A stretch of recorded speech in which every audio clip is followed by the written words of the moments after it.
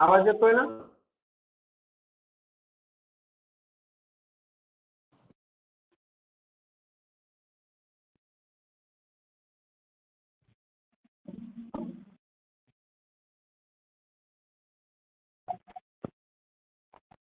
हा येतोय का आवाज? हो सर येतोय.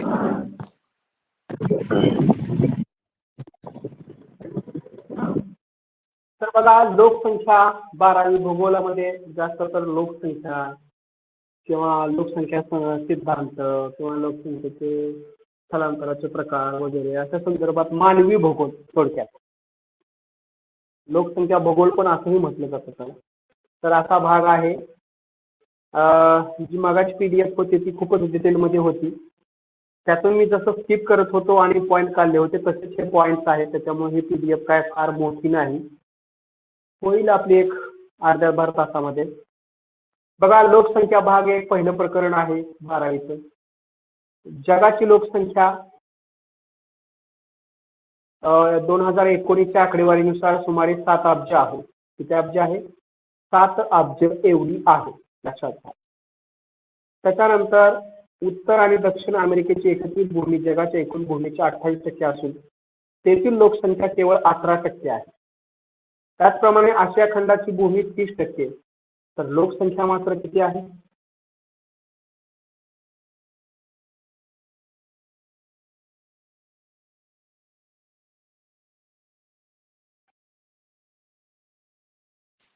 सर PDF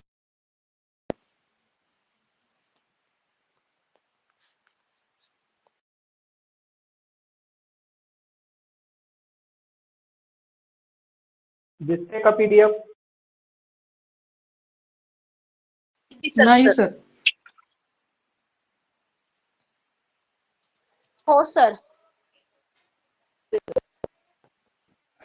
झूम करत.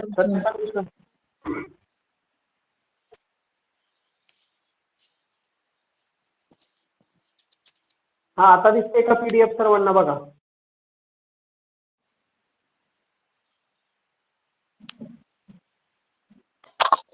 नाही दिसत सर. ब्लॅक दिसते पूर्ण सर स्क्रीन. कोपऱ्याला पार छोटी सर दिसते.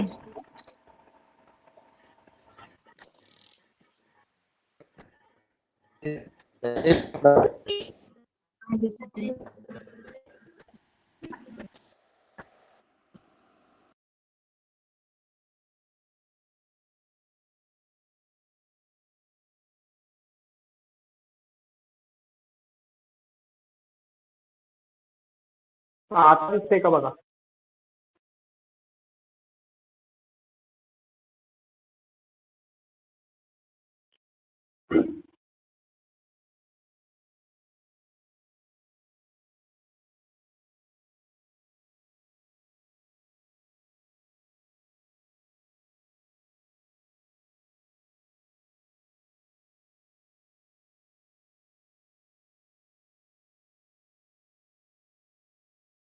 दिसते का? नाही.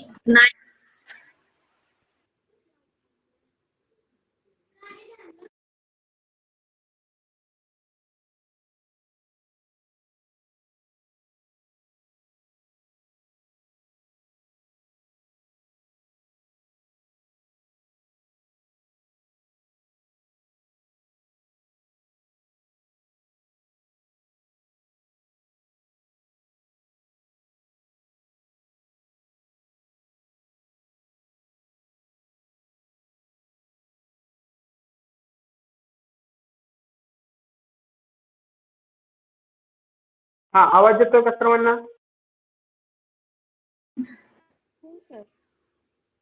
आवाज येतोय हा. सर. PDF दिसत नाही का? नाही वेट सर, कारण की नेटवर्क पूर्ण ब्लँक दिसतंय सर. ब्लॅक कलरचं. थोडासा टायमिंग नंतर येईल PDF.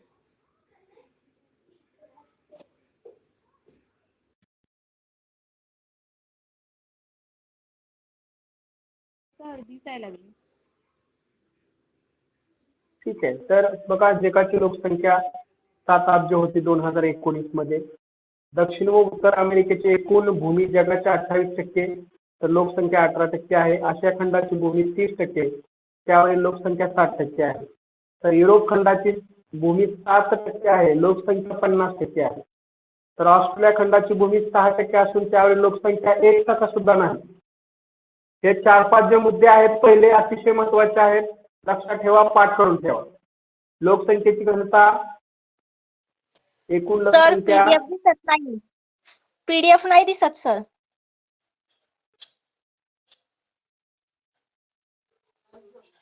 बाकीच्यांना दिसते का?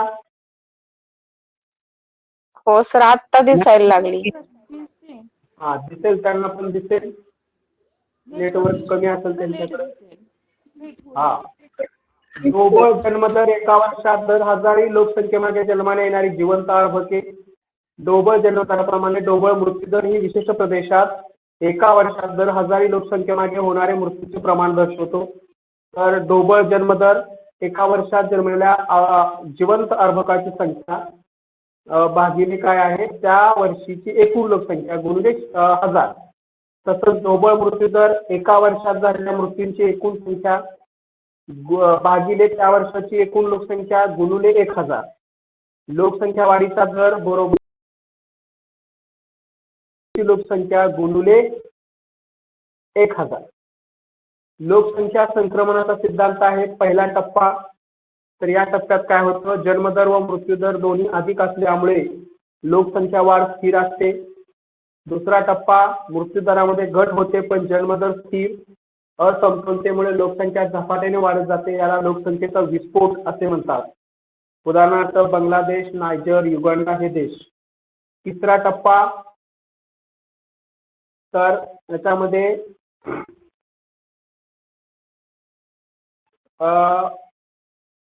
दुसऱ्या टप्प्यात कमी झालेला मृत्यूदर आणखी कमी होत असतो, तसेच त्यामुळे जन्मदरही कमी होऊ लागतो. लोकसंख्या वाढीचा दर कमी होतो पण लोकसंख्या वाढत असते.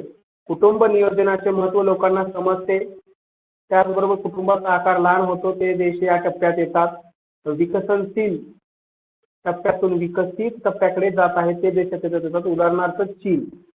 चौथा टप्पा आहे द्वितीयक आणि तृतीयक व्यवसायांचा वाटा प्राथमिक पेक्षा अधिक, जसं अमेरिका संयुक्त संस्थाने हा देश या टप्प्यातून जातोय. आणि पाचवा अतिशय महत्वाचा ऋणात्मक वाढीचा टप्पा, देशाची व नागरिकांची आर्थिक स्थिती उत्तम असते, त्याचबरोबर तृतीयक व्यवसायाचे प्रमाण सर्वाधिक असते, शैक्षणिक व वैद्यकीय सेवा उच्च दर्जाच्या असतात, आरोग्य, पर्यावरण व आनंददायी जीवनाबाबत आग्रह असतो, उदाहरणार्थ स्वीडन आणि फिनलँड.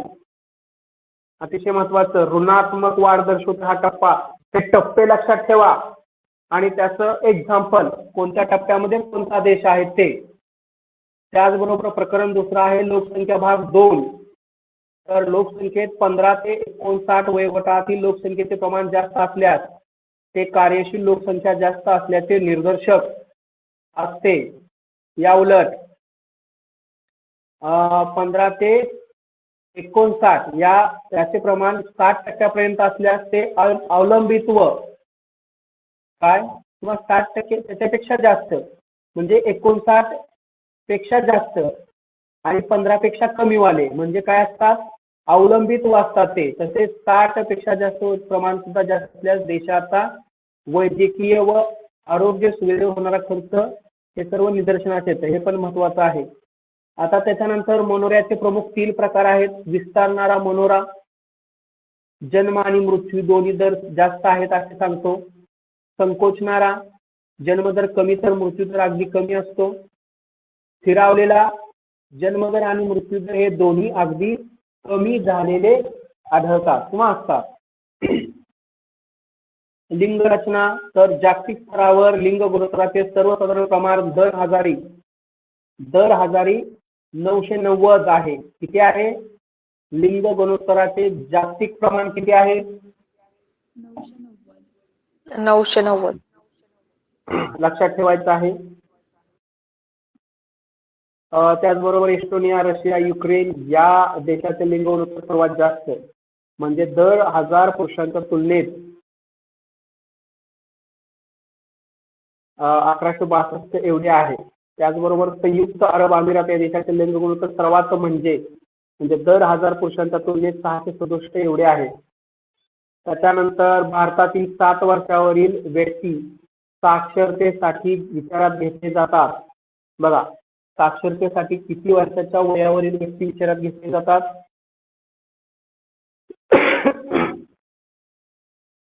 7 7.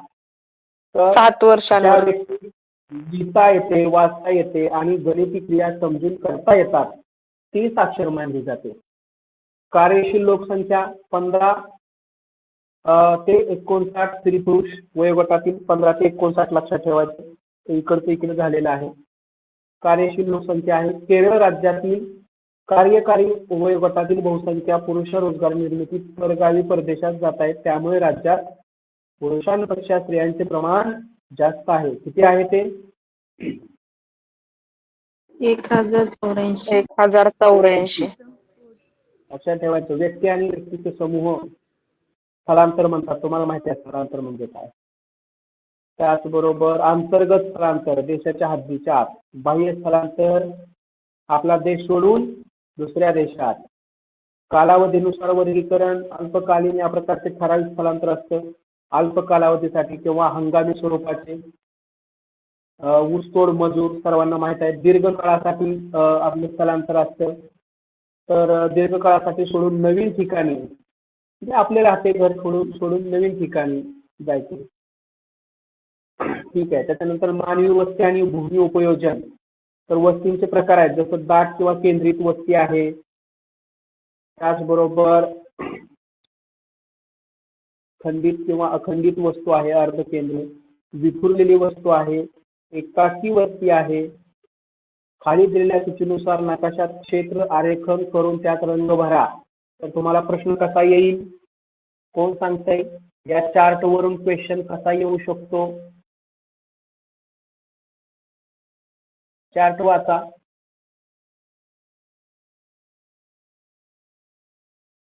भूमी उपयोजन, सुचवलेले रंग. उद्याने, मोकळी जागा, हिरवा रंग पाहिजे त्याला. घर व सदनिका गडद लाल पाहिजे. दुकाने, व्यापारी गाळे, मॉल फिकट निळा पाहिजे. सार्वजनिक इमारती, कार्यालय फिकट लाल पाहिजे. स्थानके वगैरे. कृषी पिवळा, जलरूप गडद निळा आणि वाहतूक काळा. प्रश्न कसा येईल?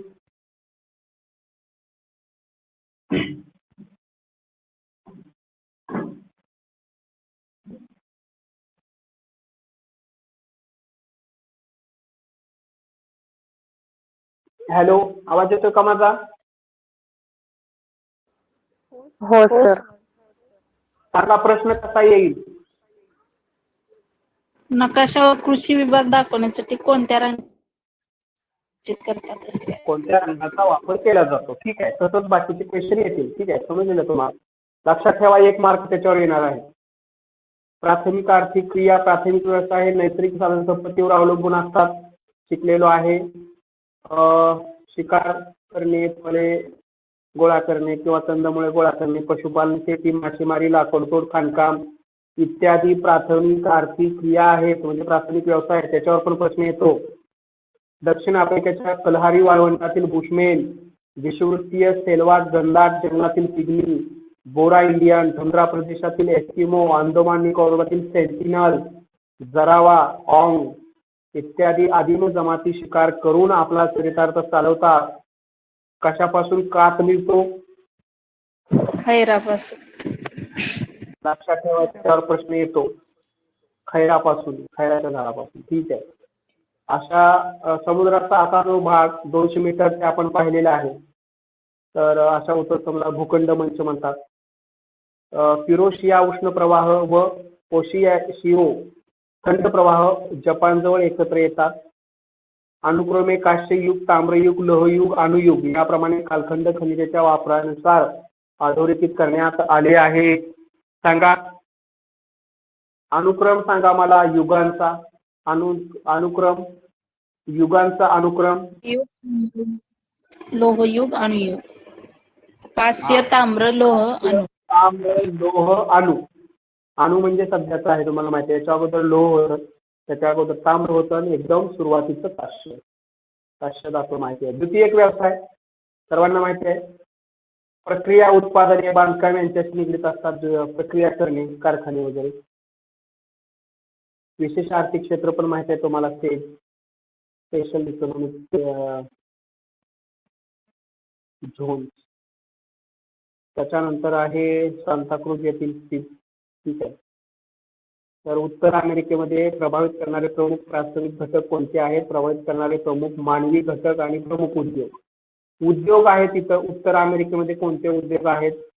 धातू जोडणी आहे, पेट्रोकेमिकल्स आहे. युरोपमध्ये कुणाचं आहे ते राहीन नदीच्या आसपास आहे, यांत्रिकीकरण आहे, कुशल कामगारांची तिथे गरज आहे. लोहयुक्त आणि लोहविरक्त धातूचे उत्पादन आहे, फर्निचर आहे, कागद आहे, कापड उद्योग आहे.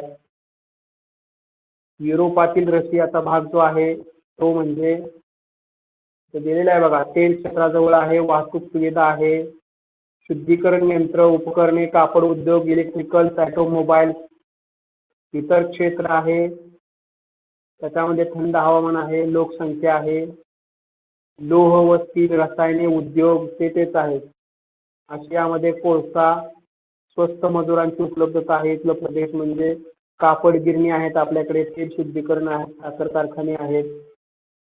त्याचबरोबर वंगण, तेल, यंत्रसामुग्री, साधने, रसायने इत्यादी प्रकारचं आहे. जपान अतिशय महत्त्वाचं किनारी मैदानी प्रदेश, स्वस्त मजूर तिथं उपलब्ध आहे. रेडिओ, टेलिव्हिजन, त्याचबरोबर वॉशिंग मशीन, रेफ्रिजरेटर आणि संगणक, स्टील उद्योग वगैरे. भारत आहे, भारतामध्ये मोठी बाजारपेठ आहे. वस्त्र उद्योग, रसायने, अन्न प्रक्रिया, पोलाद, वाहतूक उपकरणे. रशियामध्ये आत्ताच आपण पाहिलेलं आहे मागं. पूर्व आशिया, दक्षिण कोरिया वगैरे इलेक्ट्रॉनिक उद्योग, कम्प्युटरचे वगैरे तिकडे जास्त पार्ट्स होतात. दक्षिण अमेरिका स्वस्त मजूर आहे तिकडं, अन्न पदार्थ आणि पेये, धातू व यांत्रिकी उद्योग, रसायने आणि पेट्रोकेमिकल्स, कापड उद्योग आहे, पादत्राणे आहेत, त्याचबरोबर लोह व त्याचबरोबर वाहन आणि घरगुती उपकरणे आहेत. आफ्रिका तर बाजारपेठ मोठी आहे. हिरे, सोने, वनोत्पादन. हिरे आणि सोने सर्वात जास्त कुठं आहे? कुठल्या खंडामध्ये आहे? आफ्रिका, लक्षात ठेवायचं. त्याच्यानंतर ऑस्ट्रेलिया, अन्न, पेय, कापड उद्योग आहे, मजुरांची उपलब्धता आहे, अनुकूल हवामान आहे. आणि न्यूझीलंड यांत्रिकीकरण, बंदरांची उपलब्धता आहे. मांस आणि मत्स्योत्पादन, त्याच्यामध्ये पेये, हवाबंद फळे, दुग्धोत्पादने, लाकूड उद्योग इत्यादीमध्ये फेमस आहे. आता बघा, आता सर्वात महत्त्वाचा एक प्रश्न आपल्याला याच्यावरती येतो तो म्हणजे प्रमुख वाहतूक मार्गाच्या बाजूला औद्योगिक किंवा आर्थिक मार्गिका, त्याला कॉरिडॉर म्हणतात. त्यात देशाचा औद्योगिक किंवा आर्थिक विकासासाठी विशेष तत्वाने विचार केला गेला आहे. जसं बघा, दिल्ली मुंबई औद्योगिक मार्गिका, अमृतसर दिल्ली कोलकाता. त्याच्यानंतर नंबर 3 आहे चेन्नई बेंगलोर औद्योगिक मार्गिका आणि बेंगलोर मुंबई औद्योगिक मार्गिका. ह्या 4 मार्गिका लक्षात ठेवा. दिल्ली, मुंबई, त्यानंतर मुंबई पासून पुढे बेंगलोर, बेंगलोर कडून तिकडे कलकत्ता, चेन्नई आणि चेन्नई नंतर कलकत्ता, पुन्हा दिल्ली, अमृतसर. 4ही लक्षात ठेवा. कृषी आधारित उद्योग, ज्या उद्योगासाठी कृषी किंवा कच्चा माल म्हणून आपण कृषी क्षेत्राशी निगडीत राहतो, ते सर्व उद्योग कागद निर्मिती, जहाज बांधणी, इमारतीसाठी तसेच विविध उपयोगासाठी लाकूड वापरले जातात. राळ, डिंक, वंगण, तेल, सुगंधी द्रव्य. ठीक आहे, तर हे सर्व महत्वाचं आहे. हे जो मिष्टान्न, हे पदार्थ, रेशीम कपडे, लोकरीचे कापड. ठीक आहे, हे पण महत्वाचं आहे. लोह, पोलाद. त्याच्यानंतर सूक्ष्म, लघु आणि मध्यम. आवाज येतोय का माझा सर्वांना? हो सर, येतोय आवाज. हा, तर उद्योग, आता हा चार्ट सर्वांनी लक्षात ठेवायचा आहे. हा चार्ट सर्वांनी लक्षात ठेवायचा आहे. उद्योग, यंत्रसंच व यंत्रातील गुंतवणूक, उपकरणातील भांडवल गुंतवणूक आणि उदाहरणे. सूक्ष्म उद्योग 25 लाखापेक्षा कमी गुंतवणूक. आणि भांडवल गुंतवणूक 10 लाखापेक्षा जास्त नाही. उदाहरणे पेन, स्थानिक दुग्ध प्रक्रिया इत्यादी. लघु उद्योग 25 लाखापेक्षा जास्त परंतु 5 कोटीपेक्षा कमी. कमी. हा. उपकरणातील गुंतवणूक काय आहे? 10 लाखापेक्षा जास्त परंतु 2 कोटीपेक्षा कमी. बाटली तयार करणे, लहान खेळणी, कागद निर्मिती उद्योग हे लघु उद्योग झाले. आणि मध्यम उद्योग 5 कोटीपेक्षा जास्त परंतु 10 कोटीपेक्षा कमी. आणि गुंतवणूक 2 कोटीपेक्षा जास्त परंतु 5 कोटीपेक्षा कमी. सायकल, दूरदर्शन संच, रेडिओ इत्यादी. कुटीर उद्योग किंवा गृह उद्योग या उद्योगात मानवी श्रमाचा मोठ्या प्रमाणावर वापर होतो. या उद्योगात भांडवल आणि वाहतूक खर्च कमी असतो. कुंभार, विणकर, लोहार, सुतार आणि हस्तकला उद्योग यातील कारागीर हे कुटीर उद्योगात गुंतलेले असतात. सार्वजनिक क्षेत्र तर केंद्र शासनाची किंवा राज्य सरकारची मालमत्ता असते ते. जसं आपल्याकडे आहे भारत हेवी इलेक्ट्रिकल्स लिमिटेड, भेल. भेल म्हणजे काय? भेल भारतीय भारत हेवी इलेक्ट्रिकल लिमिटेड. हा, भारत हेवी इलेक्ट्रिकल लिमिटेड. ते झाला आपला सार्वजनिक उद्योग. आता खाजगी क्षेत्र, खाजगी क्षेत्रातला सर्वांना माहित असेल टिस्को, ते एक महत्वाचं आहे. टाटा लोह पोलाद उद्योग ते आहे खाजगी. भेल मात्र आहे सार्वजनिक. सार्वजनिक म्हणजे सरकारचा, खाजगी म्हणजे खाजगी लोकांचा आणि संयुक्त म्हणजे दोन्हीचा. असा कुठला आहे? Maharashtra natural gas limited, MNGL. तिन्ही प्रकार तुम्हाला समजले का? सार्वजनिक उद्योग किंवा सार्वजनिक क्षेत्र, खाजगी क्षेत्र हो, आणि सर. संयुक्त क्षेत्र. तर सार्वजनिक क्षेत्रामध्ये सरकारची मालकी हक्क असतो त्याच्यावरती. खाजगी क्षेत्रावरती सरकार सोडून वैयक्तिक भागीदारी असते. संयुक्त क्षेत्रामध्ये दोघांचं असतं. ठीक आहे. सहकारी क्षेत्र, अमूल सर्वांना माहिती असेल, अमूल सहकार. तर हे दूध उत्पादन, साखर उद्योग, वस्त्रोद्योग. बहुराष्ट्रीय उद्योग ONGC, लक्षात ठेवायचं ONGC, ONGC. तर ह्या ONGCचं जे मुख्यालय आहे ते डेहराडून येथे आहे. स्वस्त मजूर पुरवठा महत्वाचं आहे. त्याच्यानंतर उद्योगांचे वर्गीकरण. उद्योगांचे वर्गीकरण एक आहे भांडवल व गुंतवणूक किंवा भांडवल गुंतवणुकीवरून कुटीर उद्योग, मध्यम लघु उद्योग आणि मोठे उद्योग. तर मोठे हे 3 प्रकार पडतात. मालकीवरून आपण आताच पाहिले खाजगी, सार्वजनिक आणि संयुक्त. कच्च्या मालाचे स्रोत, कृषी आधारित, खनिजावर आधारित, त्याचबरोबर सागर आधारित मत्स्य, त्याचबरोबर वन आधारित, हे पण महत्वाचं आहे. सहकारी एक राहिलं होतं आपलं आणि बहुराष्ट्रीय, हे सर्व आपण पाहिलेलं आहे आता. त्याचबरोबर उत्पादनाचे स्वरूप, ग्राहक आणि मूलभूत अवजड किंवा हलके आणि पूरक. तृतीय आर्थिक क्रिया, प्राथमिक व द्वितीयक व्यवसाय यांच्यातील आदान प्रदान, यांच्यातील दुवा म्हणजे तृतीयक आर्थिक क्रिया किंवा व्यवसाय. फॉर एक्झाम्पल, मालाची खरेदी विक्री, वाहतूक, दळणवळण, मालाची चढ उतार, तारण, कर्ज रोखे, संस्था, विपणन, आयात निर्यात व्यवस्था इत्यादी. उदाहरणार्थ धारवाला, भाजी विक्रेता, दुकानदार, प्रवासी वाहतूक, टपाल सेवा इत्यादी तृतीयक आर्थिक व्यवसाय आहे. तर त्याचं सुद्धा व्यापार आणि वाणिज्य, घाऊक व्यापार, किरकोळ व्यापार, शहरी ग्रामीण, त्याच्यानंतर ग्रामीण नागरी, आठवडे बाजार, शृंखला बाजार, मॉल, सार्वजनिक वितरण.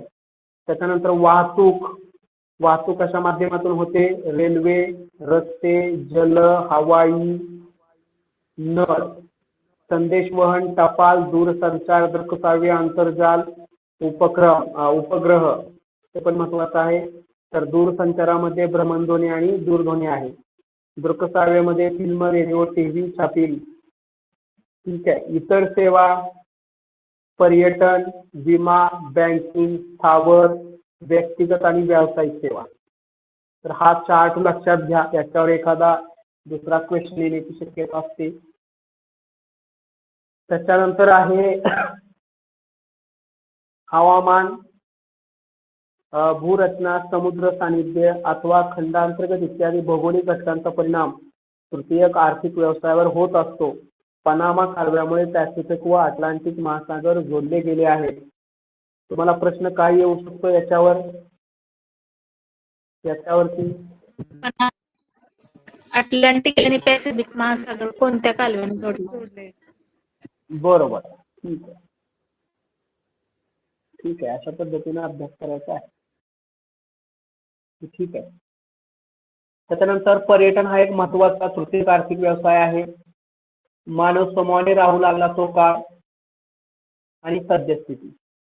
रंगीबेरंगी दूत, संदेशवाहक, घोडेस्वार, टपाल वाहतक, टेलिग्राम, फॅक्स आला, दूरध्वनी आला, रेडिओ आला, रेडिओ हॅम आलेला, त्याच्यानंतर रेडिओ आला, नंतर दूरदर्शन, नंतर पेजर, नंतर ईमेल, नंतर भ्रमणध्वनी आणि आता परिस्थिती काय आहे? उपग्रहीय दूरध्वनी, म्हणजे डायरेक्ट उपग्रह, टावर पण नाहीत आता. तर ह्याची जी कालानुक्रम आहे ते लक्षात ठेवा, त्याच्यावर प्रश्न येण्याची शक्यता असते. त्याचा क्रम लक्षात ठेवा. काय लक्षात ठेवायचं? याचा आपल्याला क्रम लक्षात ठेवायचा. सुरुवातीला संदेश वहनासाठी रंगीबेरंगी धूर केला जायचा. त्याच्यानंतर आपल्याला एक लेसन होता संदेशवाहक, तो माणूस जात असतो संदेश घेऊन. त्याच्यानंतर घोडेस्वार, सांडणीस्वार आले. त्याच्यानंतर टपाल वाहतूक, हे 4 लक्षात ठेवा. त्याच्यानंतर तुमच्या लक्षात येईल टेलिग्राम आला, नंतर फॅक्स, नंतर दूरध्वनी, त्याचबरोबर रेडिओ हॅम, रेडिओ, दूरदर्शन, पेजर, ईमेल, भ्रमणध्वनी, उपग्रह. चतुर्थक व पंचक आर्थिक व्यवसाय. ठीक आहे. बघा, या गोष्टींचा आवाका किंवा भिन्नता लक्षात घेता सद्यस्थितीत या सेवा चतुर्थक व पंचक व्यवसायात वर्गीकृत केले जातात. या व्यवसायांमध्ये चिंतन, संशोधन व नवनवीन कल्पनांचा विकास केला जातो. अशा व्यवसायांना चतुर्थक व्यवसाय म्हणतात. यामध्ये शिक्षण, माहिती, संशोधन आणि विकास यांचा समावेश होतो. तुम्हाला 1 मार्क देतो मी. कुठला मार्क? सर्व तुम्ही व्यवसाय लक्षात ठेवा. प्राथमिक व्यवसाय, द्वितीयक व्यवसाय, तृतीयक व्यवसाय, चतुर्थक आणि पंचमक व्यवसाय. त्या व्यवसायाची उदाहरणं आणि ते कशाशी रिलेटेड आहे ते लक्षात ठेवा. 1 मार्क तुम्हाला येईल. वित्त नियोजनकार, कर सल्लागार, संगणक प्रणाली विकसक, संख्याशास्त्र, शाळा, महाविद्यालय, विद्यापीठातील शिक्षक, लेखापाल, कलाकार, वैद्यकीय अधिकारी इत्यादी पेशातील व्यक्ती या वर्गात येतात. त्याचबरोबर व्यवस्थापन कौशल्य, वरिष्ठ अधिकारी, सरकारी अधिकारी, संशोधन अधिकारी, न्यायाधीश इत्यादी व्यवसायांचा या समावेश पंचक आर्थिक व्यवसायात होतो. चतुर्थक व्यवसाय व पंचक व्यवसाय यातील मुख्य फरक म्हणजे, अतिशय महत्वाची लाईन, पंचक व्यवसायातील लोक उच्चस्तरीय निर्णय घेतात. पंचक व्यवसायातील लोक काय करतात?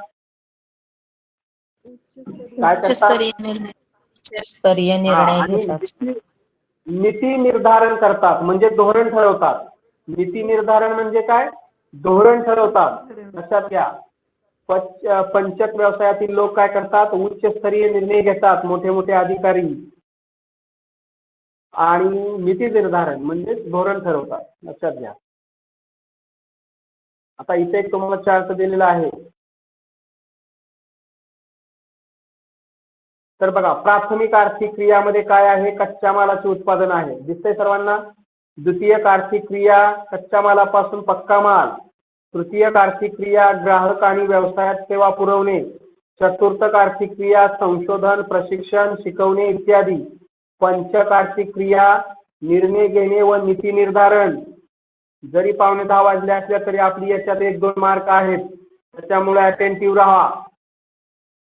प्रदेश आणि प्रादेशिक विकास. भारत स्वतंत्र झाल्यानंतर 1956च्या राज्य पुनर्गठन कायद्याने भाषेनुसार राज्याच्या सीमा निश्चित करण्यात आलेल्या होत्या. ठीक आहे. 7व्या प्रकरणातलं तेवढंच महत्वाचं आहे. 8वं प्रकरण आहे भूगोल, स्वरूप व व्याप्ती. स्थळ, क्षेत्र किंवा भौगोलिक स्थान यांचा अभ्यास या भूगोलात करतात.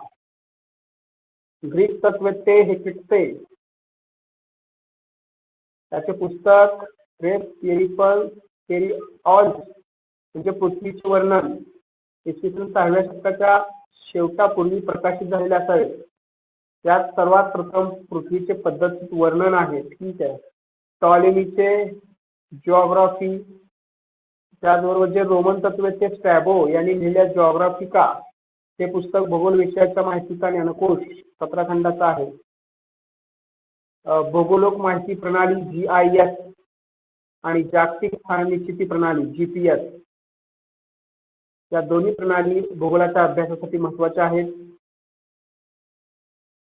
आणि अलीकडे नकाशे GIS च्या प्रमाणाच्या आधारे तयार करतात. ठीक आहे.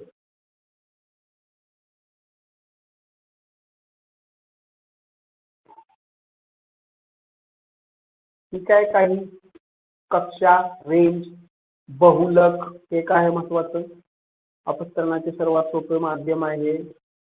तर आता याच्यातलं आपलं काय लक्षात ठेवायचं आहे, रॉकी पर्वत आहे इथं, अमेझॉन खोरे आहे, ब्राझील पठार आहे, त्याचबरोबर आर्क्टिक पर्वत आहे इथं, त्याचबरोबर ग्रीनलँड आहे इथं, सायबेरियाचे पठार आहे, सायबेरियाचे मैदान आहे. एकच दिसत नाहीये. नाही हे दिसत नाही, मला पण दिसत नाही. एक ते ऑस्ट्रेलियाचे पठार व्यवसाय आहे. शिकवत होतं ना, तेवढं दाखवते. हा. पुढे स्लाइडच नाही गेली. दिसते सर. हा एकच पेज राहिलेला आहे. हे व्यवसायाचं आहे ना तेच पेज. हा, व्यावसायिकाचंच पेज आहे, पुढे नाही आता आली. प्रमाणित विचलन.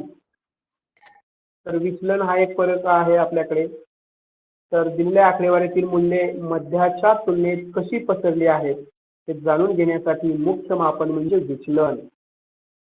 प्रमाणित विचलन एक महत्वाचं आहे. प्रमाणित विचलन हे आकडेवारीतील प्रत्येक मूल्य आणि मध्य मूल्यादरम्यानचे सरासरी अंतर आहे. प्रमाण विचलनामुळे